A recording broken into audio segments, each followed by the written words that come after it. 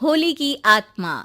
बचपन से शहर में रहने वाला मनोज इस साल होली की छुट्टियों में अपने गांव दुर्गापुर वापस आता है, जहां उसे देख पूरा गांव खुशी से झूम उठता है।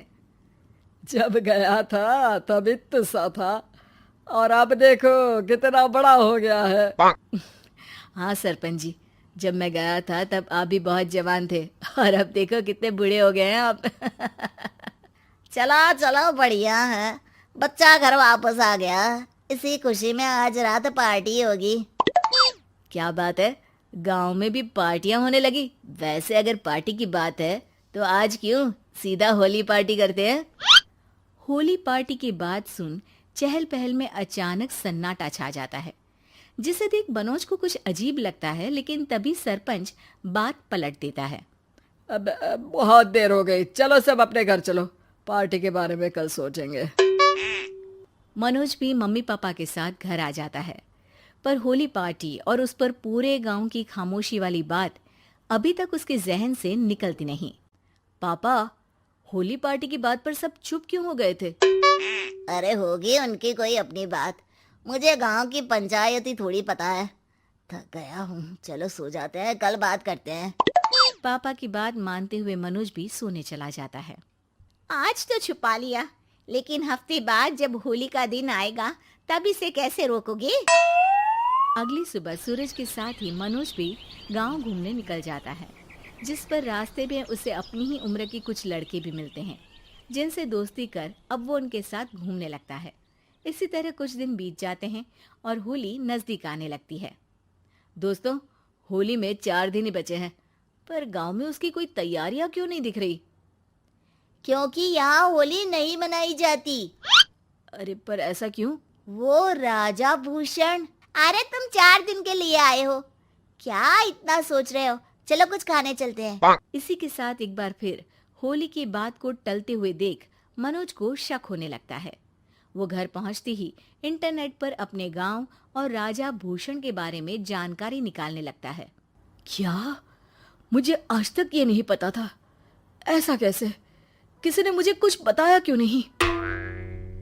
सारी जानकारी लेने के बाद मनोज गांव वालों या अपने मम्मी पापा से कुछ पूछे बिना खुद ही उसकी सच्चाई के बारे में छानबीन करने लगता है, जिसके चलते वो राजा भूषण की हवेली में पहुंचता है। वाह, क्या हवेली है यार। पर क्या यहाँ सच में कोई भूत है?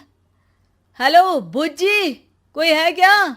हम इस साल गांव में होली सेलिब्रेट कर रहे हैं, क्या आप उस पर थोड़ा इंटरव्यू देंगे? मनोज के ऐसा बोलते ही गांव में तूफान उठ जाता है और हवेली में रखी सारी चीजें हिलने लगती है। एक अदृश्य शक्ति मनोज को धक्का देकर हवेली से बाहर निकाल दरवाजा बंद कर लेती है।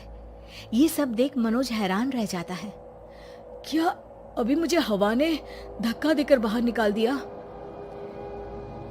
मेरे होते हुए इस गांव में कभी होली नहीं मन सकती, इसलिए दोबारा ऐसी कोशिश भी मत करना, अंजाम बुरा होगा। आवाज सुन मनोज हैरानी से इधर उधर देखने लगता है, पर उसे कोई दिखाई नहीं देता। वो गांव वापस आ जाता है, जहां तूफान की वजह से सब कुछ तहस महस हो चुका होता है। आखिर ये तूफान आया कैसे? ना ऐसा कोई मौसम था और ना ही हमने होली का त्योहार मनाने की बात की थी। सरपंच की बात पर कोई रिएक्शन दिए बिना मनोज चुपचाप अपने घर चला जाता है। इस तरह देखते ही देखते होली का दिन भी आ जाता है और मनोज रंग लेकर गांव में निकल जाता है, लेकिन गांव पूरी तरह खाली होता है। अरे त्योहार का दिन है, धूमधाम की जगह मातम क्यों मनाया हुआ है? मनोज की आवाज सुन सब अपने घर की खिड़कियां खोल के घर के अंदर से ही उसे वापस जाने के लिए कहने लगते हैं, पर वो किसी की नहीं सुनता। तुझे पहले भी समझाया था, अगर होली खेलने की कोशिश भी की तो अच्छा नहीं होगा। अरे बात मान लो बेटा, तुम्हें सच नहीं पता। मुझे सब पता है। सालों पहले इस राजा ने एक अंधविश्वास फैलाया और आप लोग आज तक उसे मानते आ रहे हो। अरे बेटा, जब तुम पैदा भी नहीं हुए थे उससे भी बहुत पहले से इस गांव पर होली का श्राप है। अगर गांव में होली का त्योहार मनाया जाता है तो प्रलय आना पक्की बात होती है। राजा भूषण इस सब में नहीं मानते थे और त्योहार मनाने लगे, जिसके चलते होली वाले ही दिन पहले उनके बेटे की और फिर उनकी मृत्यु हो गई। तभी से गांव की रक्षा के लिए उनकी आत्मा उस हवेली में रह रही है। सबकी बातें सुन मनोज उलझन में पड़ जाता है। सोचना भी मत मनोज, अगर तुमने इस परंपरा को तोड़ने की कोशिश भी की तो उसका परिणाम इस गांव और गांव के लोगों के लिए अच्छा नहीं होगा। मुझे भी यकीन नहीं हो रहा कि आप लोग एक बेतुकी बात को मानकर सालों से रंगों के त्योहार को मातम की तरह मनाते आ रहे हो।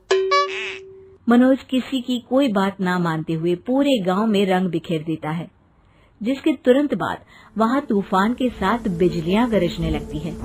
अचानक मौसम में ऐसा बदलाव देख जहां मनोज कंफ्यूजन में आ जाता है, वहीं गांव वाले डर से सहम जाते हैं।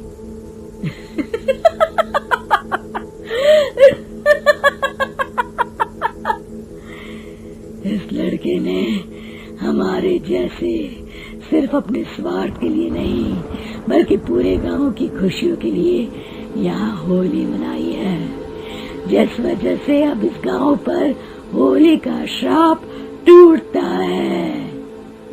ऐसा बोलकर राजा का भूत वहां से गायब हो जाता है, जिसके बाद गांव के लोग धूमधाम से होली मनाते हैं। खुशियों के रंग गांव में बिखरे ही होते हैं कि अगली सुबह अचानक मनोज कहीं गायब हो जाता है और एक बार फिर गांव में होली का नया राज शुरू हो जाता है।